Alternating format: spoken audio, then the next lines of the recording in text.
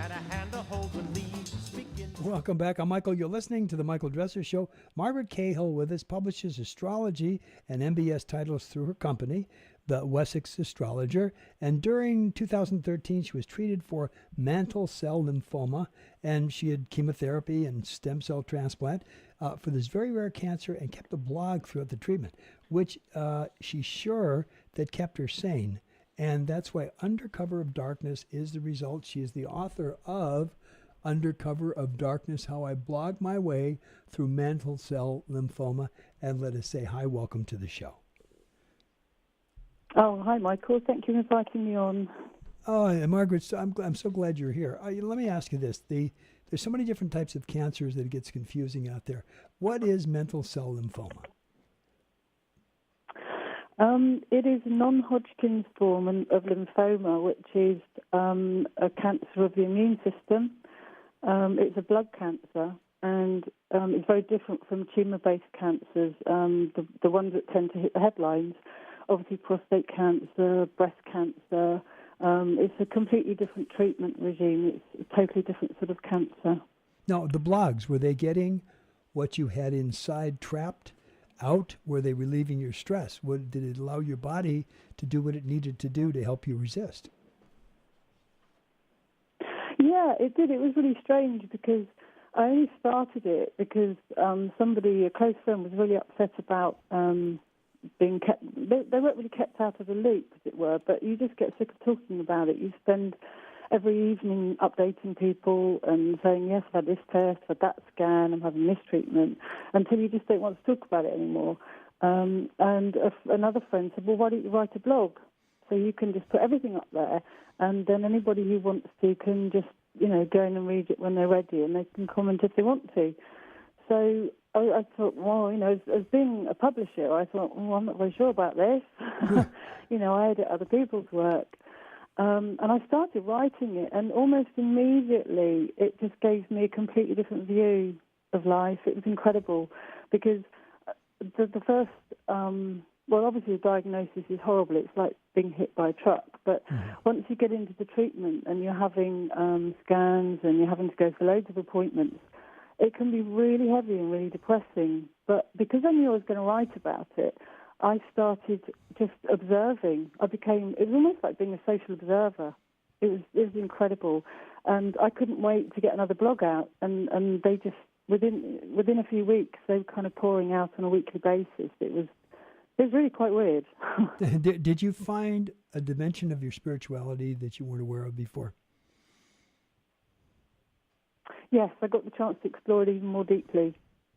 I've always been somebody who's been very introspective, and I've wanted to talk about the deeper aspects of life and past life, future life. And not many people have wanted to think about that kind of thing. But when you're actually faced with mortality, it gives you the courage to think about and to speak about it much more. And that's been a huge gift, actually, because it's opened up communication channels both within myself and with other people. Yeah, it's also working with it as opposed to against it. I had cancer, 17 years ago, and I remember when the doctor said you have cancer, my response to him was, is Mercury in retrograde? No good, huh? So where's your astrological background? That's good news. No, but he said, you got cancer. The first thing out of my mouth was, how do you fix it? And I remember, I think one of the things that actually helped me move through, and by the way, they said, this is 17 years ago, they said, you need chemotherapy, radiation, and you got a year and a half to live with that. Well, I've had no chemo, no radiation, and we're talking here right now. But I was in the garage, and I was told I had to have the operation.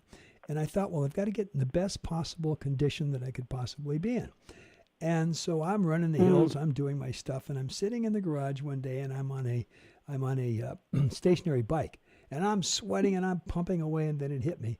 I made it, Margaret, I made it okay to die. I didn't say I want to die. I made it okay to die.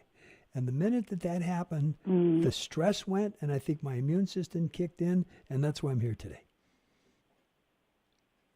I think that's a really interesting point, because one of the first things I felt was, I'm not ready to die. I've got too much to do, and I've got too many people that I love, And that was a huge thing for me. That was horrible, absolutely horrible, because I think I definitely panicked. And before I kind of got really seriously into treatment, all I could think about was, what would happen with my partner, because we just got together 7 years ago, which was a true kind of lovely love story thing. Sure. And I just thought, I'm not ready to die. And I realised that was something that I had to confront as well. I'm actually still not ready to die. But let's reverse that. Let's reverse. Let me stop you just for a second. Let's reverse that. It's not, that wasn't dying. It was getting you ready to live. And I really believe that we have to have those hard knocks, however it shows up, whatever form it takes, to be able to move through and come out. And I would venture to guess it's like an awakening. And it wasn't about dying, it was about living. And most people don't get that. Absolutely. I think that I thought I'd been through some quite hard stuff. I'd had, bereavement, divorce, that kind of thing. Yeah. And thought I'd sort of finally found the happy ever after. But going through this has been like really honing me. It's smoothed the rough edges, and it has given me an insight that I would never have had before. Sure. And I knew at the beginning of it that there would be some kind of gift at the end of it. I really believed that however horrible it was, however difficult it was, that there would be something good that came out of it. And obviously none of us have any idea what's going to come out of this sort of experience. And I'd always wanted to write, but I had no idea that, writing the blog so I could stay in touch with friends would lead to a book, which would lead me to being on a radio station. I mean, that's, how absolutely incredible. It's amazing. Absolutely. And when you're talking about using the techniques of mindfulness, meditation, etc., it is so critically important. I think mindfulness in and of itself, we hear the word constantly. I think most people don't really get a grasp of what it is. And I wish I could say I was mindful all the time. Obviously, I'm not. I'm a human being. But mindfulness, the greatest example of mindfulness is this. Are you sitting by a desk?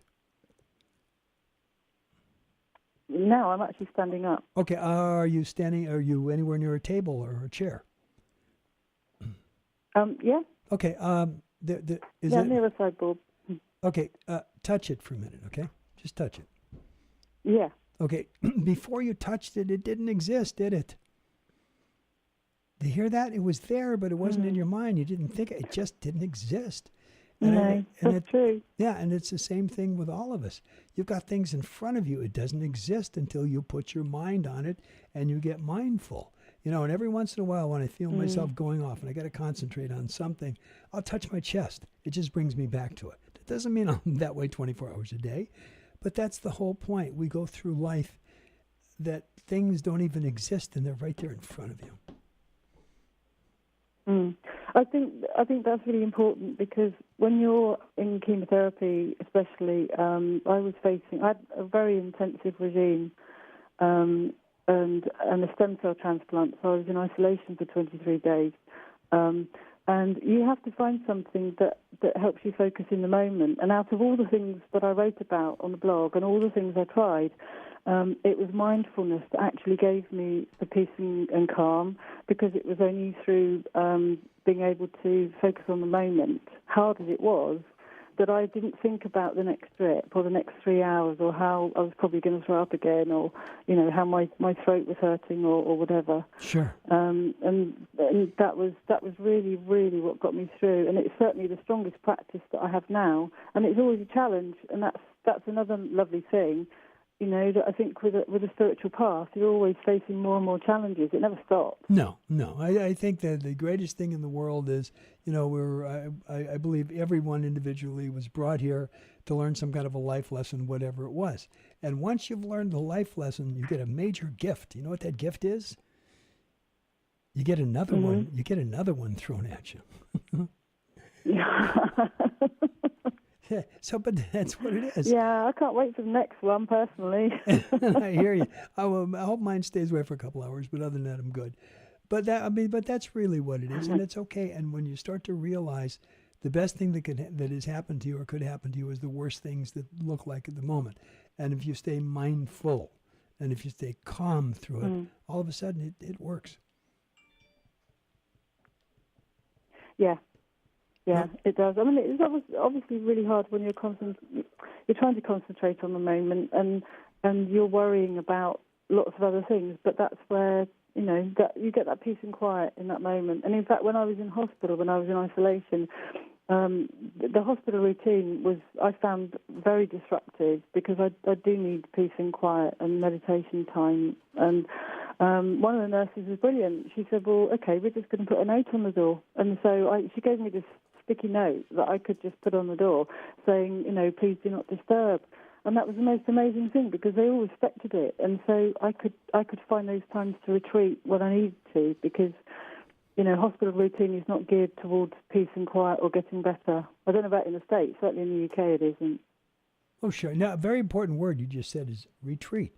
We have to have the ability to retreat. You can't be out there in the midst of it constantly because you can't deal with it. We're not built for that. So we do need that retreat. And sometimes just sitting down quietly is like going on vacation. Oh, yeah. I'm a more retreat kind of person than party kind of person. Isolation in some ways quite well suited me, actually, because it was a really good reason to just shut the door on everybody. But that's a party, any way you look at it, okay? Now, vitamins and complementary therapy. So you're most important.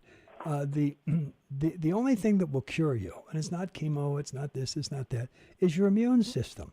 When the immune system's down, what happens is you need things to support what it's not doing.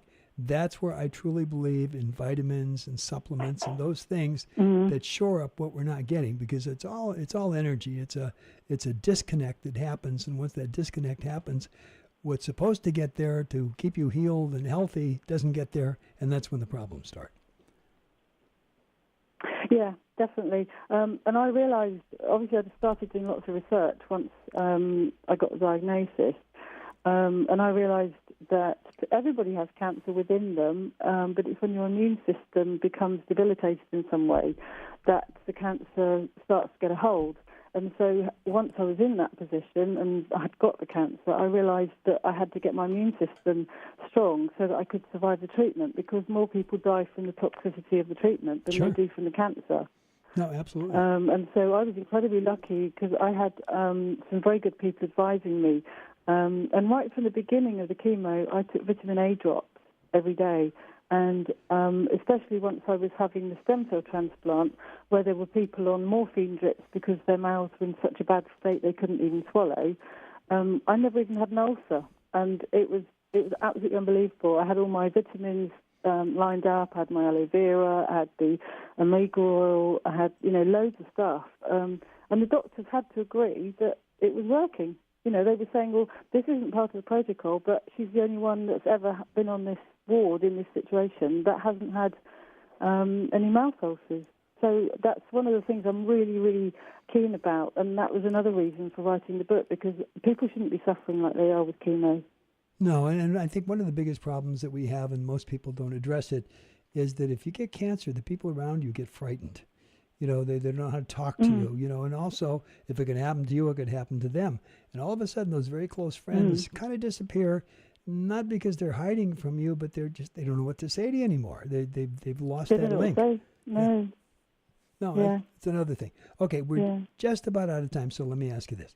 Do you have a website we can find you at? You can find me at my blog, which is margaretcahill.wordpress.com, and people can contact me through there. That's probably the best place. And I've also got a Facebook page, which is Margaret Cahill, and people are welcome to ask to be friends with me. That'd be lovely. My aim is to work with the health organisations over here so that we can increase the amount of alternative care that people can have. And, it's a big job, but it's something I want to be involved in. Yeah. No, so people can contact me through that. Absolutely. And by the way, thank you so much for joining us today. Oh, thank you for talking to me, Michael. Thank you. Good night. Good night. Bye-bye.